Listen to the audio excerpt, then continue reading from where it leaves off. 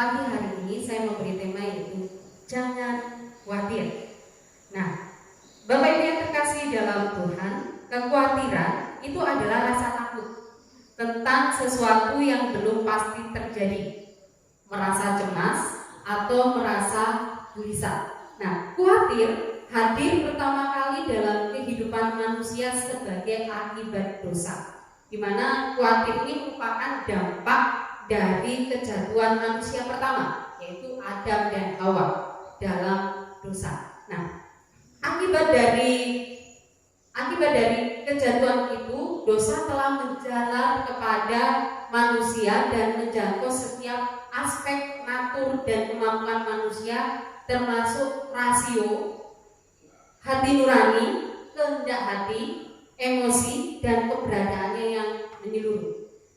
Sebagaimana dosa bersifat universal, yaitu menyeluruh, maka kekhawatiran juga bersifat menyeluruh, di mana artinya tidak ada seorang pun dari manusia atau kita yang ada di sini, kita tidak pernah merasa khawatir tentang sesuatu hal, bahwa setiap kita pasti sering merasa khawatir. Nah, di sini kita akan belajar mengapa kita tidak boleh khawatir. Yang pertama, kita melihat ayat yang ke-25. Di situ dikatakan, karena itu aku berkata kepadamu, janganlah khawatir akan hidupmu, akan apa yang hendak kamu makan atau minum, dan janganlah khawatir pula akan tubuhmu, akan apa yang hendak kamu pakai.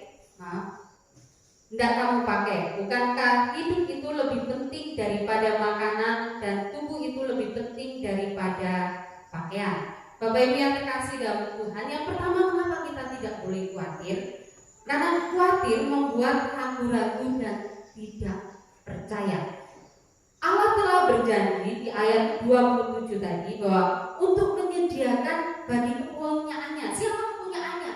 Yaitu kita, umat pilihannya. Segala hal yang diperlukan, segala hal yang telah diperlukan oleh manusia bagi kehidupan dan kesalehan, di mana ini terlebih untuk kehidupan sekarang ini, dan Dia menyediakan makanan dan pakaian, bukan yang lesat dan mewah, melainkan yang diperlukan. Kekhawatiran yang berlebihan akan masa depan dan ketakutan bahan-bahan persediaan yang dibutuhkan itu bersumber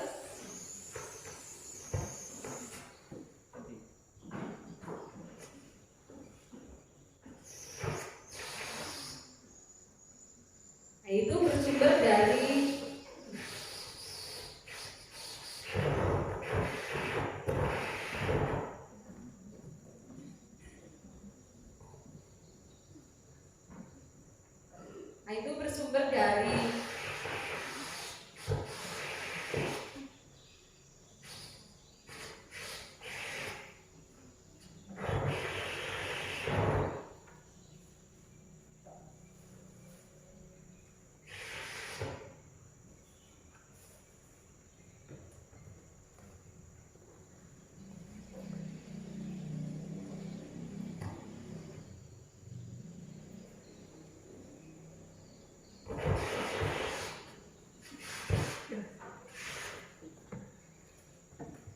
Bapak Ibu, mungkin suara saya jelas? Nggak usah pakai mic daripada kita terganggu suara. Ya, di sini bahwa kekhawatiran, dan di sini bahwa ketika kita khawatir, dan ini sangat dimana ketika kita khawatir, kita merasa takut, ini pada akhirnya bersumber dari ketidakpercayaan kita kepada Tuhan. Ketika kita ragu-ragu, ketika kita mulai tidak percaya akan kuasa Tuhan, di sini bahwa pada akhirnya kekhawatiran itu akan senantiasa mempengaruhi kehidupan kita. Bapak Ibu yang terkasih dalam Tuhan, mungkin masih ingat firman Tuhan yang saya pernah sampaikan beberapa waktu yang lalu tentang Petrus, di mana kita, Bapak Ibu, bisa melihat dalam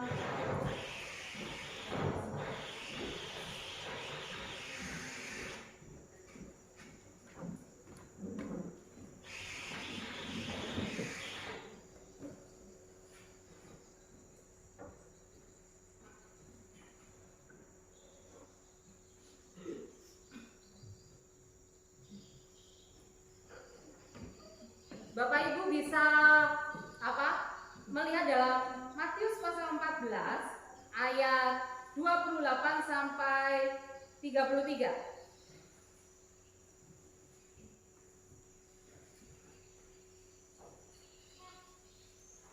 Kita akan melihat kembali, ini pernah saya sampaikan beberapa waktu yang lalu tentang Petrus, tentang Tuhan Yesus berjalan di atas air. Ayat 28. Lalu Petrus berseru dan menjawab, "Ya Tuhan, apabila Engkau itu, suruhlah aku datang kepadamu berjalan di atas air." Kata Yesus, "Datanglah." Maka Petrus turun dari perahu dan berjalan di atas air mendapatkan Yesus. Tetapi ketika dirasakan tiupan angin, takutlah ia dan mulai tenggelam lalu berteriak, "Tuhan, tolonglah aku." Segera Yesus mengulurkan tangannya, memegang dia dan berkata, "Hai orang yang kurang percaya, mengapa engkau bimbang?" Lalu mereka naik ke perahu dan angin pun redalah. Dan orang-orang yang ada di perahu menyembah dia, katanya, "Sesungguhnya engkau anak Allah." Bapak Ibu yang terkasih dalam Tuhan, ketika Petrus mengetahui siapa yang berjalan di atas air adalah Yesus, di sini Petrus meminta kepada Yesus supaya ia berjalan di atas air. Nah, ketika Petrus dia mulai keluar dari perahu, dia percaya, dia berfokus, dia percaya bahwa dia akan bisa berjalan di atas air. Ketika dia meminta kepada Yesus bahwa Tuhan, suruhlah aku supaya aku berjalan di atas air. Di situ bahwa Petrus dia percaya bahwa dia akan bisa berjalan di atas air. Nah, di sini bahwa ketika Petrus mulai keluar dari perahu, ketika Petrus mulai berjalan di atas air, tiba-tiba ada angin bertiup. Dan ini membuat Petrus akhirnya merasa ketakutan, merasa khawatir. Ketika ia melihat bahwa angin itu begitu, sebenarnya angin itu tidak terlalu besar, tetapi karena kekhawatiran, ketakutan menguasai dia, sehingga pada akhirnya Petrus tenggelam. Kenapa Petrus tenggelam? Karena dia tidak percaya. Karena dia mulai ragu-ragu. Dalam kehidupan kita seringkali mengalami seperti Petrus.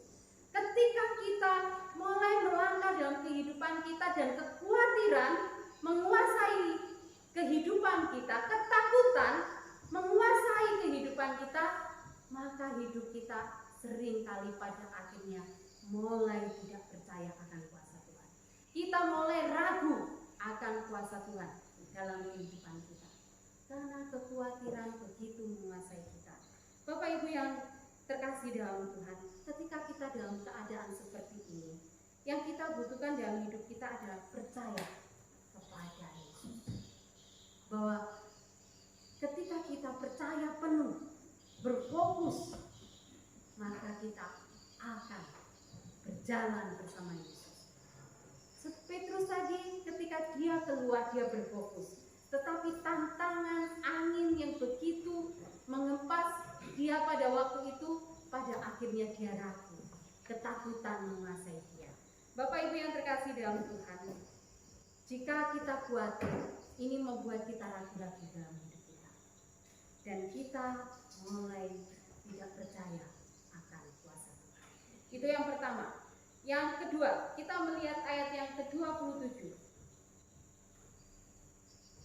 Tetapi segera Yesus berkata kepada mereka, kita kembali ke Matius 6 ayat 27. Di situ dikatakan, siapakah di antara kamu yang karena kekhawatirannya dapat menambahkan sehasta saja pada jalan hidupnya? Yang kedua, bahwa kekhawatiran tidak akan menyelesaikan masalah kita.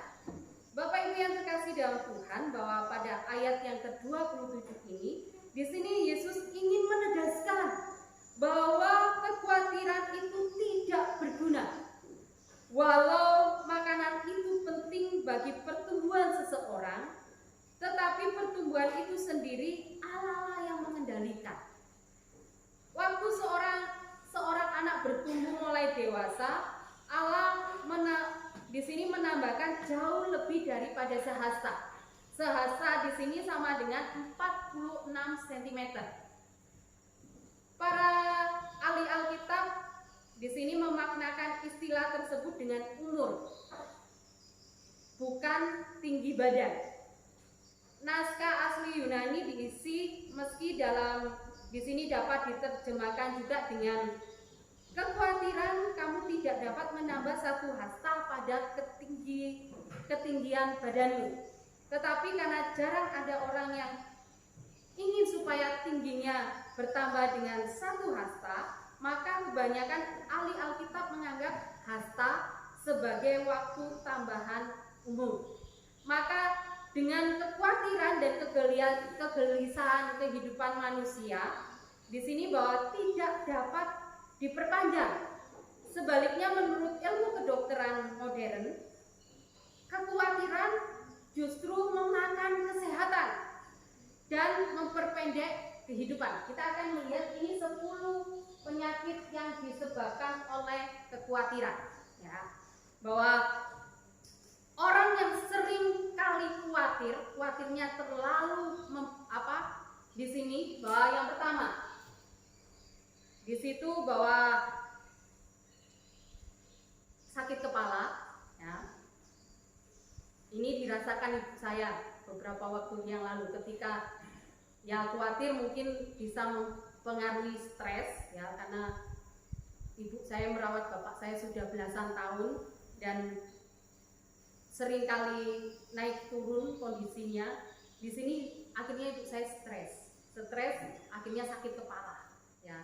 Nah, di sini bahwa kadang ngilu, kram, ada sering terjadi kram, kemudian gusi berdarah, dan juga seringkali mengalami mimpi buruk, sakit perut yang mungkin nggak kunjung sembuh, ya.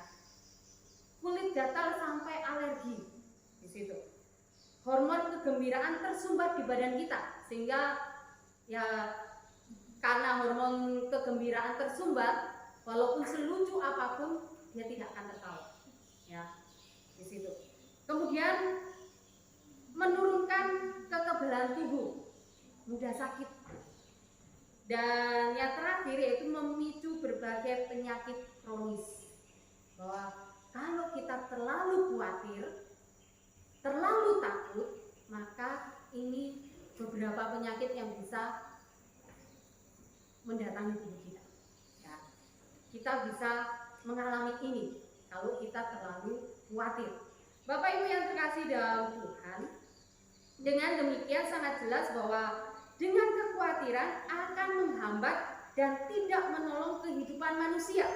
Artinya dengan kekhawatiran di sini bahwa kita ini tidak akan menyelesaikan masalah kita dan semuanya akan sia-sia. Dalam segala sesuatu bahwa ketika kita terlalu khawatir, ini tidak akan menolong kehidupan kita. Apapun yang kita lakukan, jika kita rasa kekhawatiran itu terlalu tinggi, maka apa yang kita buat akan sia-sia.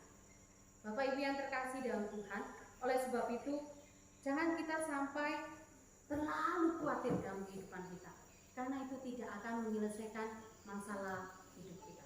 Yang ketiga, kekhawatiran hanya menambah persoalan hidup kita. Kita bisa melihat ayat yang ke-34. Sebab itu janganlah kamu khawatir akan hari besok, karena hari besok mempunyai kesusahannya sendiri. Kesusahan sehari cukuplah untuk sehari. Bapak Ibu yang terkasih dalam Tuhan, kata kesusahan ini berarti buruk, sehingga dapat menunjuk pada segala sesuatu yang tampak tidak baik. Misalnya kesusahan atau persoalan. Dan ini mungkin terjadi setiap hari bahwa kita menghadapi persoalan hidup, menghadapi kesusahan. Nah, Allah tidak pernah berjanji untuk memberikan kehidupan yang tanpa tantangan dan kesulitan. Bahwa ketika kita menjadi umat Allah, ketika kita menerima Yesus secara pribadi, Tuhan tidak pernah berjanji bahwa engkau akan selalu bahagia, tidak akan menghadapi persoalan. Tuhan tidak pernah berjanji seperti itu. Tetapi ketika kita mengikut Yesus, bahwa kita akan menghadapi tantangan-tantangan dan persoalan-persoalan itu. Bapak Ibu yang terkasih dalam Tuhan, bahwa Allah di sini Dia tidak berjanji untuk memberikan kehidupan yang tanpa tantangan dan kesulitan. Dengan menyadari bahwa setiap hari memiliki kesusahannya sendiri, kita tidak sepatutnya mengkhawatirkan hari esok. Di mana di sini bahwa hari esok mempunyai kesusahannya sendiri. Mengkhawatirkan hari esok adalah sebuah kebodohan. Ya, kenapa sebuah kebodohan? Misalnya kita saat ini kita sudah memikirkan besok apa yang akan terjadi, itu sudah menjadi pemikiran kita dan itu membebani kehidupan kita. Sedangkan apa yang kita pikirkan saat ini untuk hari esok belum tentu apa yang kita pikirkan itu terjadi. Bapak Ibu yang terkasih dalam Tuhan, di sini bahwa oleh sebab itu kita mungkin akan berhadapan dengan persoalan lain yang tidak terduga ketika kita sudah mengambil hari ini memikirkan apa yang terjadi 1 minggu ke depan, apa yang akan saya lakukan, dan terkadang apa yang terjadi pada minggu depan itu adalah sesuatu yang tidak terduga. Bapak Ibu yang terkasih dalam Tuhan, bahwa yang perlu kita lakukan adalah menjalani kehidupan setiap hari dengan penuh iman dan bersandar kepada Tuhan. Dalam kehidupan kita, kekhawatiran sering muncul dalam hidup kita, di mana itu sangat tidak bermanfaat. Karena pertama, khawatir akan membuat kita tidak percaya akan kuasa Tuhan dan ragu-ragu untuk melangkah, pada akhirnya kita akan mengalami kegagalan. Yang kedua, setiap saat kita menghadapi masalah, tetapi jika kita menghadapinya dengan rasa khawatir, maka itu tidak akan membantu kita menyelesaikan masalah kita, tetapi itu akan menjadi sia-sia saja. Yang ketiga, jangan memikirkan apa yang terjadi hari esok, karena hari esok, jika kita terlalu memikirkan apa yang terjadi akan hari esok, itu akan menambah persoalan dalam hidup kita. Bapak Ibu yang terkasih dalam Tuhan, yang perlu kita lakukan adalah percaya kepada Tuhan dan berjalan dengan iman dan terus bersandar kepada Tuhan. Ada sebuah ilustrasi. Di sini ada 2 orang pelancong asal Swiss yang melakukan pendakian di sebuah gunung. Saat pulang, mereka terpaksa menumpang sebuah mobil rombeng. Mobil rombeng ini mobil yang sudah jelek, gitu ya. Jalannya tersendat-sendat karena mesinnya tua. Sepanjang jalan, pelancong pertama sibuk mencemaskan kondisi mobil. Ia tercekat pada kekhawatiran kalau tiba-tiba mobil itu mogok di tengah jalan. Ia khawatir kalau bensinnya habis dan tidak ada pom bensin di sana. Sementara pelancong kedua tampak santai-santai saja.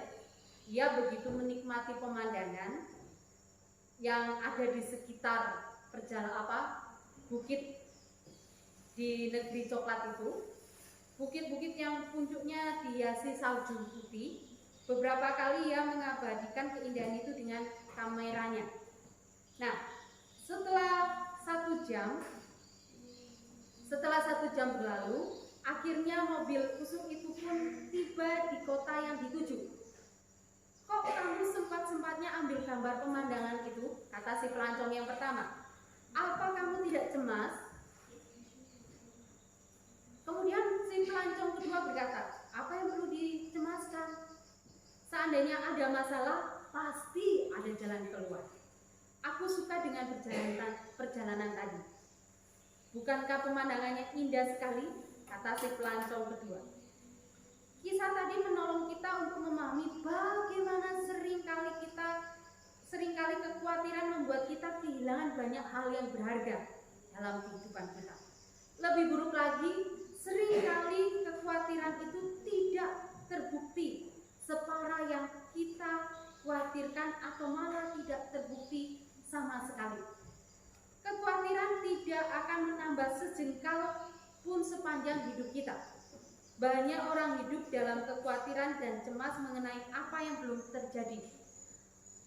Orang asing takut dan tidak tahu apa yang dia takuti. Akhirnya orang yang seperti ini tidak akan menikmati kehidupannya.